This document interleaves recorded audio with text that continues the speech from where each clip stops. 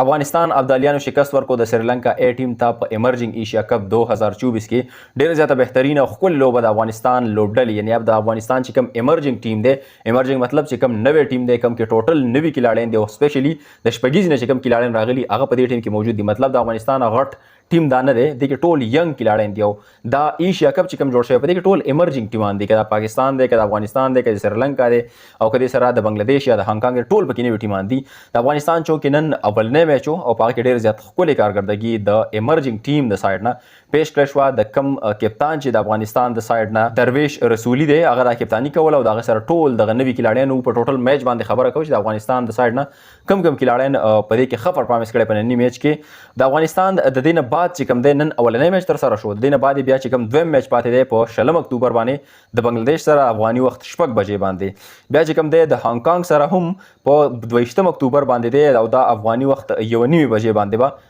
د افغاني وخت شروع کیږي. که په نن میچ موږ خبره وکړو افغانستان پیله بیټینګ کړې او د 100 اوورو په اختتام سره افغانستان 116 رنز کړي، 116 ټارګټ یې سریلانکا ته ورکړی او ډېر زیات کلوز فایټ وشو، ډېر زیات کلوز میچ وشو او په دې کې د په جواب کې سریلانکا چې کوم دی نو ډېر زیات زبردست مقابله هم کړې ده، خو په 11 رنزونو سره افغانستان ابدالیانو دغه میچ د سریلانکا A ټیم نه په خپل نوم باندې کو. په 155 رن سره د هغوی ټوټل ټیم آوټ شو، 3 بالونه د بقایا پاتې شو.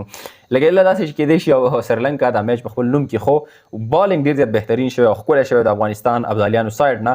که په دې کې موږ په بیټینګ باندې د افغانستان د سایډ نه خبره وکړو نو صدیق الله اتل 83 رنز کړي دي په 46 بالونو باندې. د دې سره چې کوم دی زبید اکبري 59 رنز کړي دي او ډېر زیات بهترینه لوبه پیش کړې ده. د دواړو کلاړیانو ډېر زیات ښکلی بیټینګ کړی دی.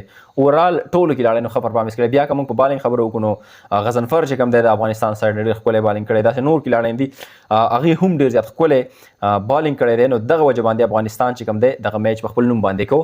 دغه شانته کې نور میچونه هم د افغانستان را روان دي، په دې کې په 22 باندې دی او بیا د دې نه مخکې په 6 دی، بیا په 22 دی.